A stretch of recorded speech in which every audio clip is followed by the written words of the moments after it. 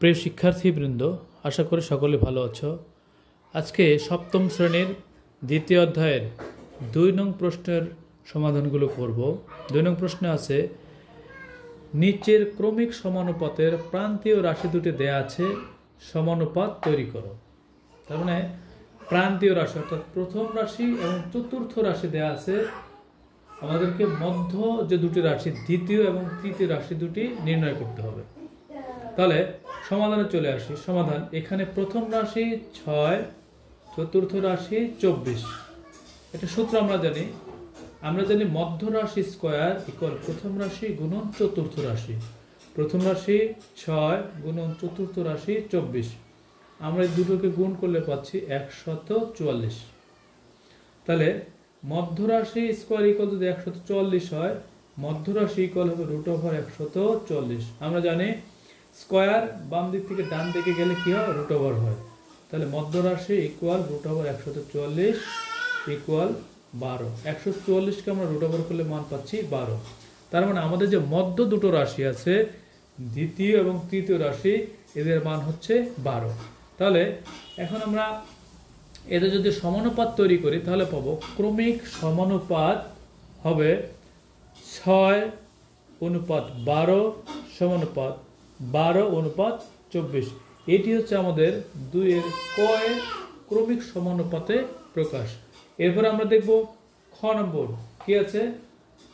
প্রথম রাশি দেওয়া আছে 25, চতুর্থ রাশি দেওয়া আছে 81। চলো দেখি কিভাবে আমরা এটা সমাধান করতে পারি। ক্ষয়ের এখানে প্রথম রাশি 25, চতুর্থ রাশি 81। আমরা জানি মধ্য রাশি স্কয়ার ইকুয়াল প্রথম রাশি গুণন চতুর্থ রাশি। তাহলে প্রথম রাশি 25 গুণন চতুর্থ রাশি 81, গুণ করলে আমরা পাচ্ছি 2025। এখন মধ্য রাশি ইকুয়াল পাবো, যদি স্কয়ার ছিল এখানে এসে √, হবে। মধ্য রাশি ইকুয়াল √2025। এটাকে যদি আমরা ক্যালকুলেটরে বর্গমূল করি তাহলে পাবো 45। তাহলে আমরা এই খ নম্বরের ক্রমিক সমানুপাত কি পাচ্ছি, ক্রমিক সমানুপাত হবে 25:45 সমানুপাত 45:81। এটি হচ্ছে আমাদের 2-এর ক্ষয়ের ক্রমিক সমানুপাতে প্রকাশ। এরপর আমরা দেখব গ নম্বরকে কিভাবে ক্রমিক সমানুপাতে প্রকাশ করা যায়। চলো দেখি গ নম্বরে কিভাবে ক্রমিক সমানুপাতে প্রকাশ করতে পারি। গয়ের প্রথম রাশি 16, চতুর্থ রাশি 45। আমরা জানি মধ্য রাশি স্কয়ার ইকুয়াল প্রথম রাশি গুণন চতুর্থ রাশি। প্রথম রাশি 16 গুণন চতুর্থ রাশি 49, গুণ করলে পাচ্ছি আমরা 784। তাহলে মধ্য রাশি ইকুয়াল পাবো, যদি এখানে বর্গ ছিল এখানে √, হবে। √784। এটাকে আমরা ক্যালকুলেটরে বর্গমূল করলে পাবো 28। অর্থাৎ মধ্য রাশি পাচ্ছি আমরা 28। অতএব ক্রমিক সমানুপাতি হবে 16:28 সমানুপাতি 28:49। এটি হচ্ছে আমাদের গয়ের ক্রমিক সমানুপাতে প্রকাশ। এখন আমরা দেখব ঘয়ের ক্রমিক সমানুপাতে প্রকাশ। চলো দেখি ঘয়ে কিভাবে আমরা ক্রমিক সমানুপাতিতে প্রকাশ করতে পারি। এখানে প্রথম রাশি 5/7, চতুর্থ রাশি 1/2/5 বা 7/5। কিভাবে ভাঙলাম আমরা, 5-কে 5 আর 2 যোগ করলে 7, তাহলে উপরে হচ্ছে 7, নিচে 5।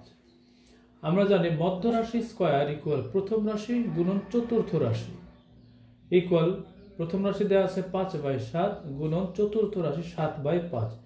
এখানে যদি আমরা কাটাকাটি করি তাহলে এর মান হয় 1। তাহলে মধ্য রাশি যেহেতু এখানে স্কয়ার ছিল, তাহলে মধ্য রাশি ইকুয়াল পাবো √1 বা 1, অর্থাৎ 1কে √, করলে 1ই হয়। অতএব ক্রমিক সমানুপাত হবে 5/7:1 সমানুপাত 1:7/5। এখন আমরা ও নম্বর সমাধান করব। চলো দেখি ও নম্বর কিভাবে সমাধান করা যায়। ও নম্বরে প্রথম রাশি 1.5, চতুর্থ রাশি 13.5। তাহলে মধ্য রাশি স্কয়ার ইকুয়াল পাচ্ছে প্রথম রাশি গুণন চতুর্থ রাশি।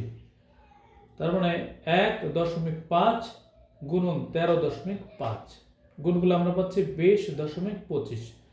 তাহলে যেহেতু মধ্যরাশি স্কোয়ার ইকুয়াল পাচ্ছি 20.25, তাহলে মধ্যরাশি ইকুয়াল পাবো √20.25। এটাকে রুট ওভার করলে আমরা পাচ্ছি 4.5।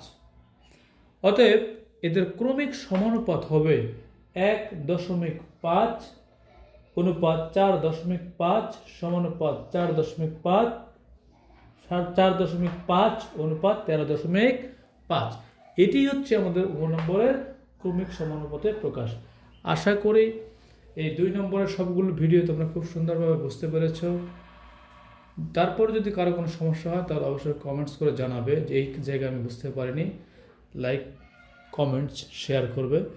আর চ্যানেলে সাবস্ক্রাইব করে না থাকলে অবশ্যই সাবস্ক্রাইব করবে। আমি ধারাবাহিকভাবে তোমাদের সপ্তম শ্রেণীর বইয়ের ভিডিওগুলো, গণিতের সমাধানগুলো দিতে থাকবো। আশা করি তোমরা সকলে উপকৃত হবে। সকলে ভালো থাকো। পরবর্তীতে কোনো ভিডিও নিয়ে আবারও হাজির হব। সে পর্যন্ত ভিডিও দেখার জন্য সকলকে ধন্যবাদ। আল্লাহ হাফেজ।